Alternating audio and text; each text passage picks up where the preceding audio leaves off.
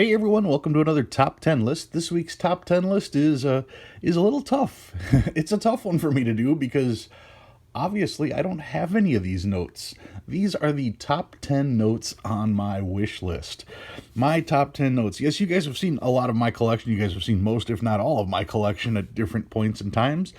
And, well, you may be wondering, what notes am I missing? What notes am I on the hunt for? So that's what I wanted to do this week. This week's top 10, like I said, the top 10 notes on my wish list. So here we go. Number 10. One of the first notes that's on my wish list is a $500 Confederate States of America note. I do not have this one. I've got a 1, a 2, a 5, 10, a 20, 50, and 100, but I don't have the 500. Now, the 500 is blank on the back as well. A lot of people would be content just having the replica. It turns out that the actual note is less than face value, believe it or not. It's a $500 note. You can probably pick this one up for anywhere from, $300 to $500, depending on condition.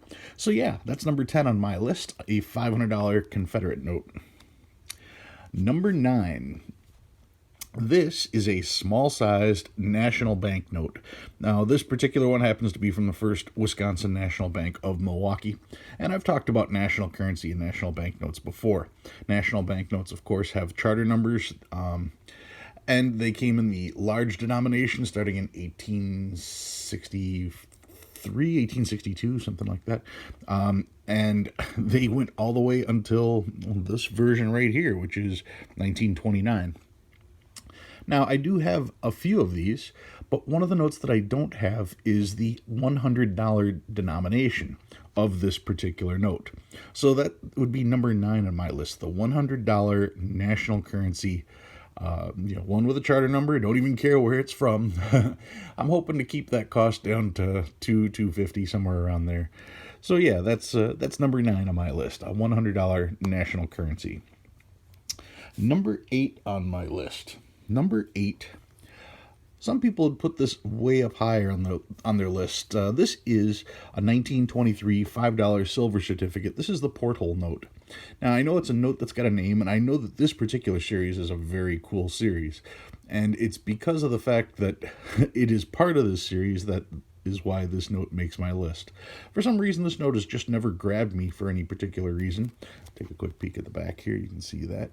The $5 Porthole note, $5 silver certificate, is the last large-sized note in the series. Starting in 1928, they went to the small-sized notes, and it's called the Porthole because you've got the perfect circle around Lincoln. But nonetheless, it is one of the notes that I do not have. So if I can find one of these at a decent price, I would pick it up in a heartbeat, as long as the price was right.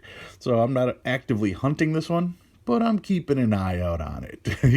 I'm sure you guys know that feeling there. So that's number 8, the 1923 $5 Porthole note. Number 7. Number 7 on my list.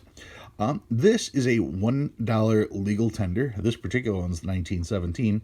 And I've pointed out in past videos the design on this particular note doesn't look like anything you'd see in the 20th century. And that's because this design was actually first used in 1869. And that 1869 note looked like this, but the background was the rainbow note.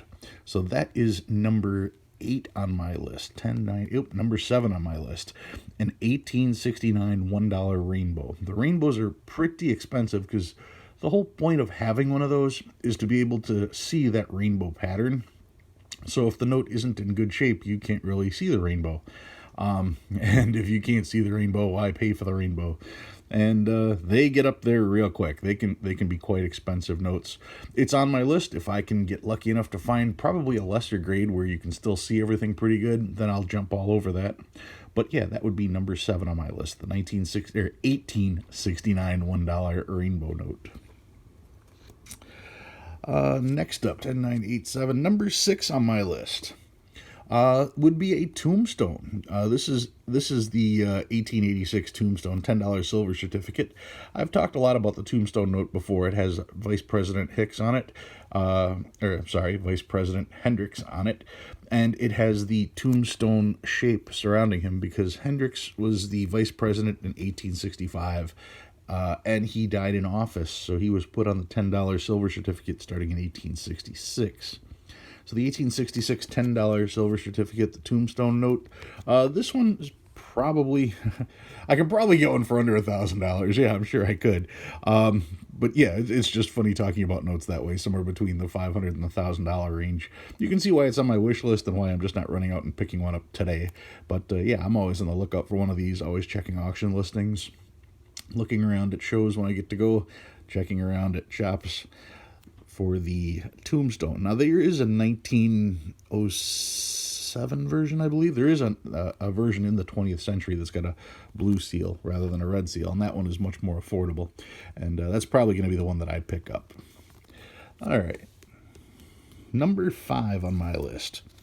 I talked about the $1. This is the $5 1869 rainbow.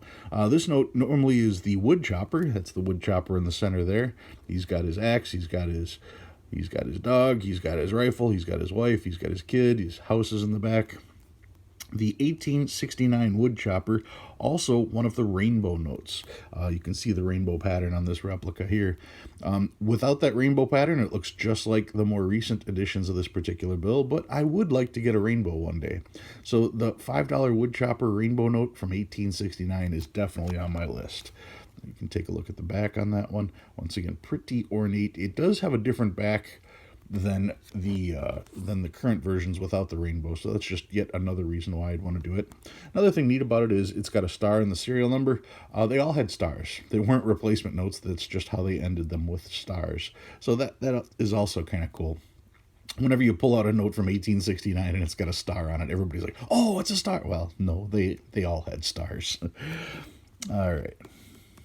Number 4 on my list. Number 4, I don't have a replica of, so we got to go to the book. It is right there, the 1886 $10 silver certificate. This is the Morganback. Make sure I got all that stuff. Yep, 1886 Morganback, $5, no, not $10, $5 silver certificate. $5 silver certificate. On the back of it, it has 5 silver Morgan dollars. 1886 is the year, and if you look, 1886 is the year on those Morgans. I've double checked, and I don't see any of the mint marks, so I'm assuming those are all Philadelphia mint marks on the Morganback. And you can see the price range on them. They start at $900 and work their way up from there. Gem 65, 35,000, 45,000. Those are some big buck notes. But in the lesser versions, well, that's a little bit more attainable. So that is the 1886 $5 silver certificate with the Morgans on the back. That is number 4 on my list. Number 3.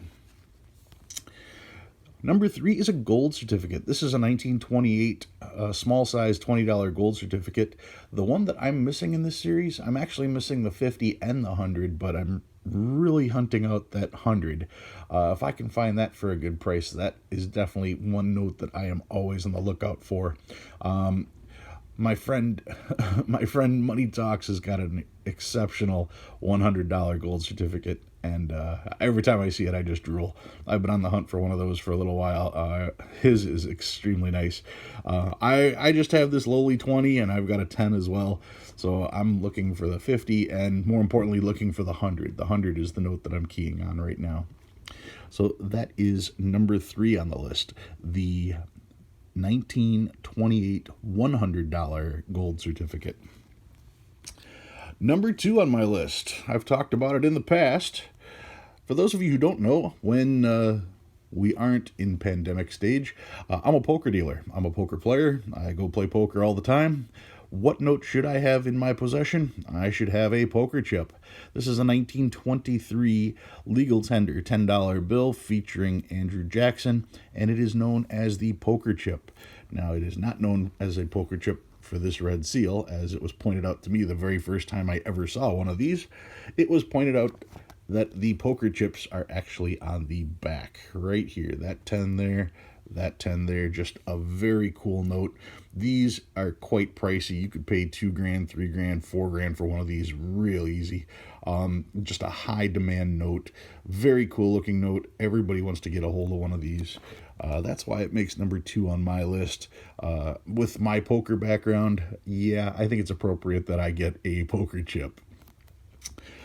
So, what is number 1 on my list? Number 1 on my list, well, it is a note very similar to this. What I am looking for as my number 1 note is the 1905, if I remember right. Did I get that right?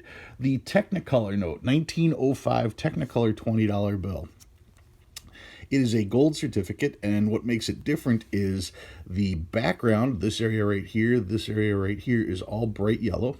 And the 20 right here, instead of matching the back here, and the in gold coin portion of this is also going to be bright yellow. So with the bright yellow background here, the bright yellow here, the bright yellow here, it became known as the Technicolor note. Technicolor notes, 1,500, 2,000, 2,500, depending on condition. Definitely on my want list. I have this bill in my hand in my safety deposit box, and I was always fascinated by the looks of this bill.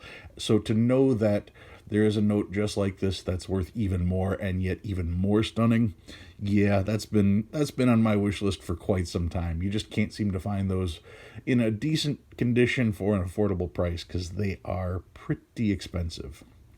Anyway, that's number 1 on my list, the 1905 $20 gold cert, the Technicolor note. So that's what I've got this week. Those are my top 10 notes on my wish list. If you've got interesting notes on your wish list, go ahead and leave them down in the comments below. Who knows, maybe I've done a video about them already.